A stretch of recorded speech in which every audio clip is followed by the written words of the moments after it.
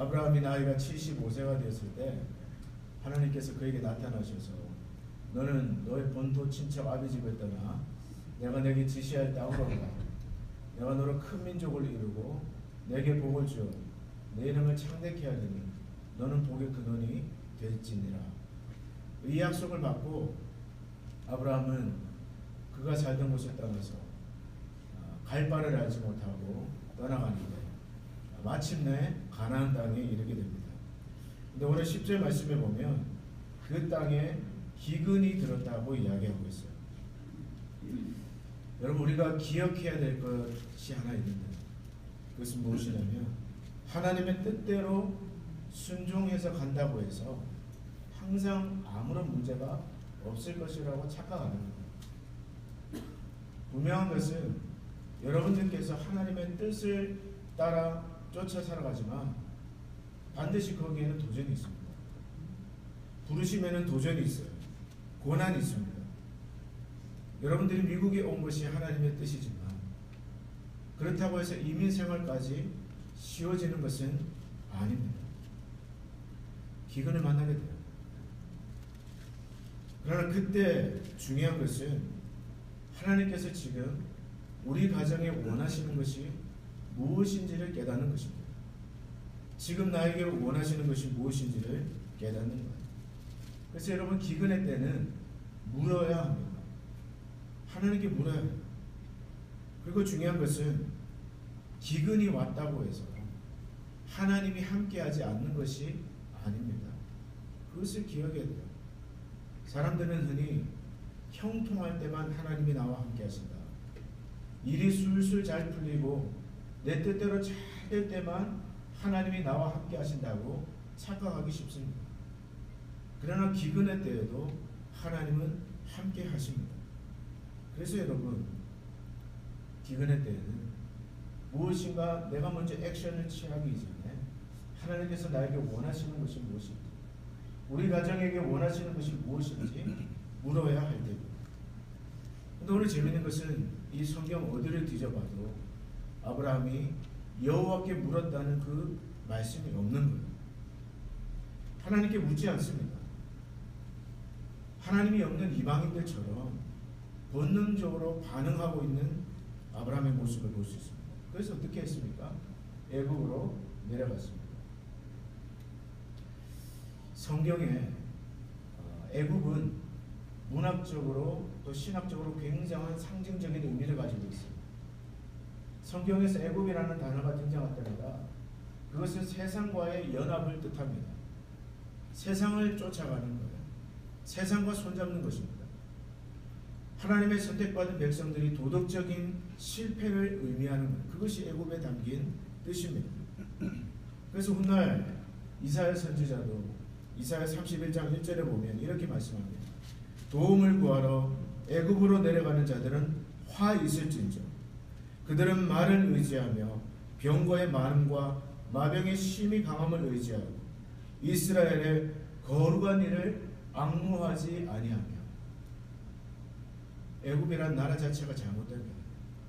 그러나 하나님의 택하신 백성이 애굽으로 내려간다는 그 의미는 하나님을 바라보지 않고 세상과 손잡는다는 의미를 가지고 있는 것입니다. 그래서 F.B. 마이어라는 신학자는 이렇게 말을 했어요. 애굽으로 내려간 아브라함의 행동에 대해서 그는 이렇게 말했습니다. 어려움을 만나자 아브라함은 공포로 마비되었다. 그래서 물에 빠진 사람이 지푸라기를 잡듯이 그저 떠오르는 대로 우선 아무 방법이나 움켜잡고 말았다. 하늘의 보호자에게 상의하지 않고 애굽으로 내려가고 말았다. 이 얼마나 돌이킬 수 없는 실수인가. 하지만 여전히 얼마나 많은 사람이 같은 실수를 범하는가. 그들은 하나님의 참 자녀이지만 공황 상태에 빠지면 어떤 방법이라도 취하고 본다. 하지만 이것은 사소한 곤란에서 벗어나려 슬픔과 재앙의 씨앗을 뿌리는 격이다. 그가 이렇게 말했다면 얼마나 좋았을까. 당신이 저를 이곳에 데려오셨으니 당신은 온전히 저와 제 가족을 책임지셔야 합니다.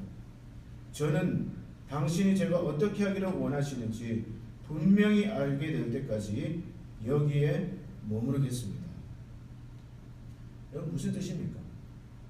기근에 대해 기다려라는 거예요. 하나님이 무엇을 원하시는지 물으라는 것입니다. 상황이 절박하다고 해서, 상황이 급박하다고 해서 당장 지푸라기라도 잡고 싶은 심정으로 인간적으로 서두르다가 보면 오히려 더 큰 슬픔과 재앙을 만날 수 있다라는 말입니다. 그러나 우리는 연약하기 때문에 그런 실수들을 하고 삽니다. 그래서 오늘 설교 본문도 깨지고 설교 제목도 넘어지는 그런 인생이에요. 오늘 이처럼 하나님을 온전히 바라보지 않고 세상과 연합한 결과는 무엇입니까? 이스라엘 역사를 보면 항상 하나님을 의지하지 않고 애굽으로 내려갈 때마다 그들은 수치를 당했습니다. 도움을 얻고자 내려간 그곳에 수치를 경험합니다. 도움을 얻고자 바라본 손잡은 그 대상에게, 그 사람에게 오히려 이스라엘 백성들은 수치를 당했습니다. 오늘 애굽으로 내려간 바로 아브라함에게 어떤 일이 일어났습니까? 아내를 빼앗긴 거예요. 아내를 빼앗긴 거예요. 오늘 아브라함은 애굽으로 내려가면서 그 아내 사례에게 말합니다. 당신은 You are so beautiful.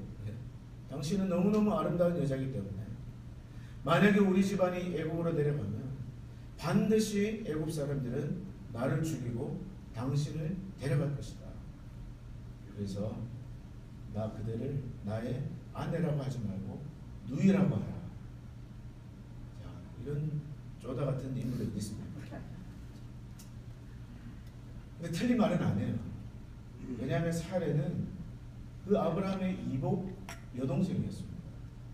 그때 당시에는 그런 결혼이 가능했기 때문에 이복 여동생과 동시에 그의 아내였어요. 근데 아내나 다를까 애굽으로 내려간 이 아브라함의 아내 사례를 보고 이 바로가 뿅 간 거예요. 그래서 오늘 14절과 15절 말씀 이렇게 말합니다. 아브라함 애굽에 이르렀을 때에 애굽 사람들이 그 여인이 심히 아름다움을 보았고 바로의 고관들도 그를 보고 바로 앞에서 칭찬함으로 그 여인을 바로의 궁으로 이끌어 들인지라. 그래서 여러분 그때 당시에는 어떤 왕의 여자로 들어가게 되면 그 여자가 임신을 했는지 안 했는지를 살펴보는 기간을 두었습니다. 적어도 한두 달, 두세 달 정도는 시간을 두었어요. 바로 그냥 마음에 든다고 해서 아무 여자는 들어오지 않았던 겁니다. 근데 만약에 여러분 이 이야기에 하나님이 없었더라면 과연 어떻게 전개되었을까요? 만약 이 스토리에 하나님이 존재하지 않았다면 아마 아브라함은 자기 아내가 그 바로의 침실로 들어가는 그 꼴을 보고 말았을 겁니다. 만약 그랬다면 자기 목숨을 건졌을지 모르겠지만 어떻게 보면 죽는 것보다 더 고통스러운 고통을 느껴야 했을지도 모릅니다. 그게 참겠어요. 차라리 그냥 죽고 말지 어떻게 그 꼴을 봅니까? 자기 아내가 그 바로의 궁에 들어가서 바로와 함께 밤을 보내는 그걸 어떻게 봐요?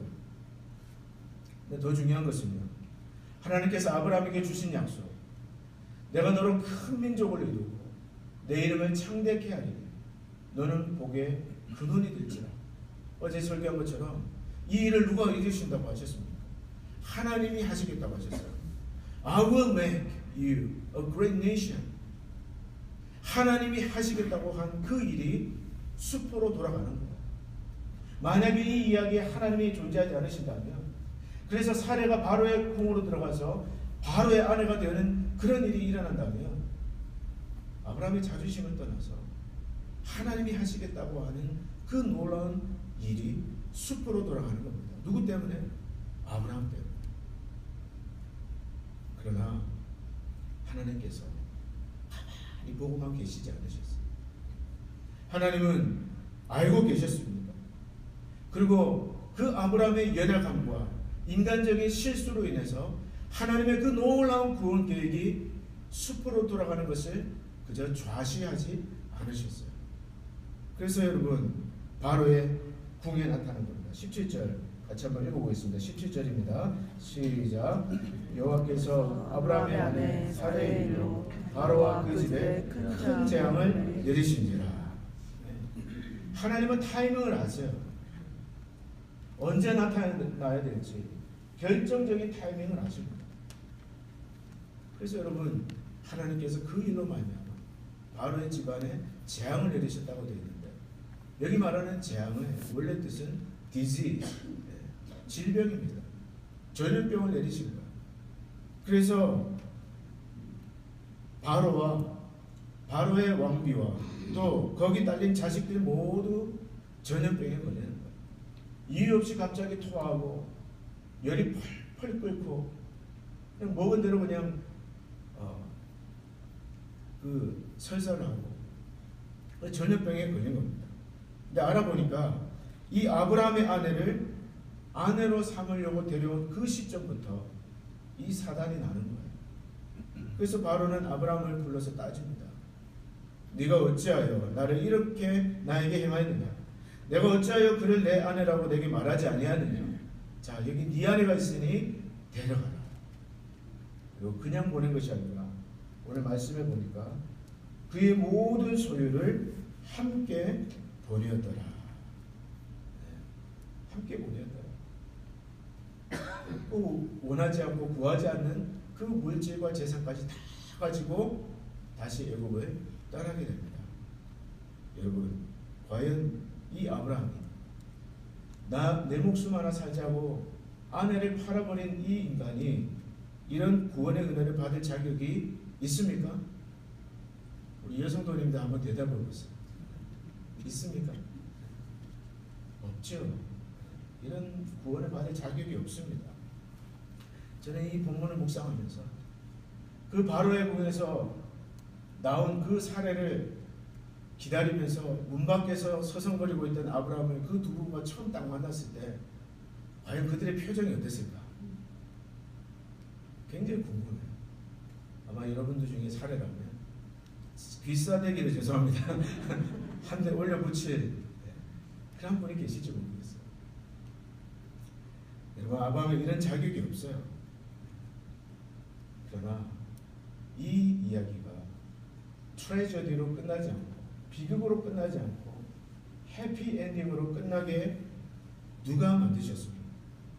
하나님이 하셨어요. 아브라함은 하나님께 주신 그 위대한 비전, 위대한 약속을 완전히 물거품으로 망치려고 하는 그 찰나에 하나님이 나타나신 겁니다.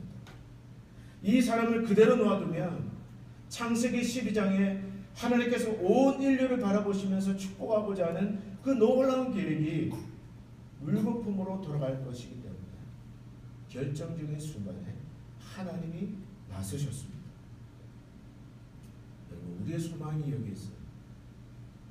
오늘 우리가 불확실한 시대를 살아가면서 또 2017년 새해 어떤 일이 벌어질지 우리는 아무도 모르지만 때로는 내 실수로 인해서 실패를 경험할지도 모르고 내 연약함 때문에 어떤 고난을 겪을 수도 있지만 그러나 우리가 절망하지 않을 이유는 하나님이 계시기 때문에 그렇습니다.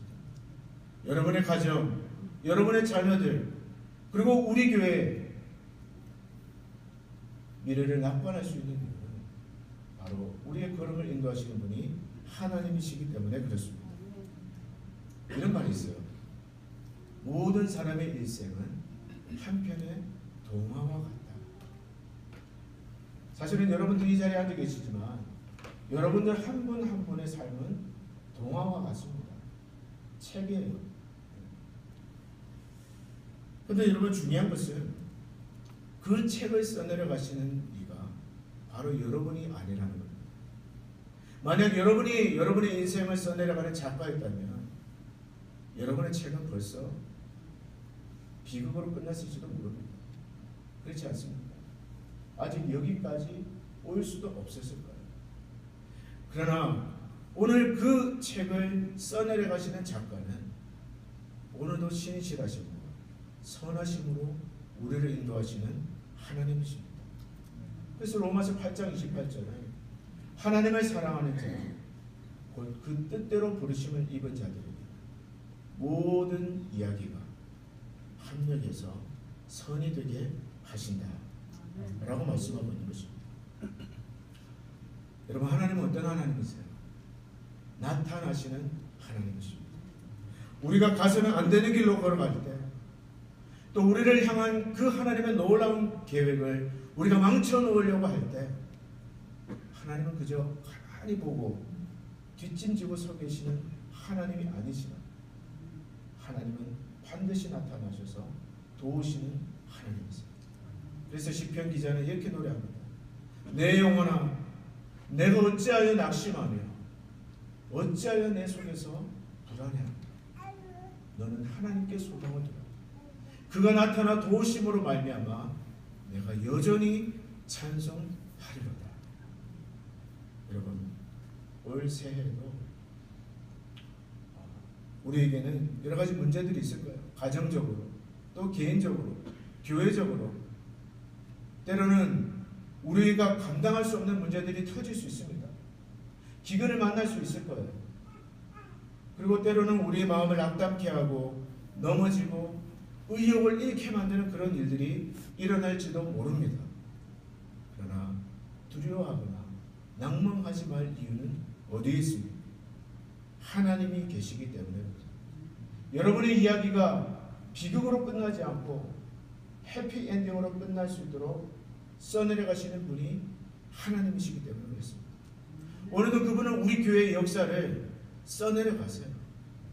그래서 여러분, 올 새해에도 우리 교회도 여러분 박당케 하고 또 좌절케 하는 일이 일어날지도 몰라요. 그러나 우리 교회 역사를 써내려가시는 분은 하나님이시라는 것을 기억하시기를 바랍니다. 중간에 실패하고 또 넘어지고 좌절하는 일이 일어날지라도 하나님께서는 반드시 그가 하시는 일을 아름답게 마무리하실 것입니다. 그래서 여러분, 예수를 믿는다는 것은 어떤 의미에서는 한편의 그 마지막 회를 알고 보는 드라마를 보는 것과 같아요. 여러분, 드라마 보면 결론을 먼저 본다고 생각해보세요. 마지막 한 20회를 먼저 보고 1편부터 본다고 생각해보세요.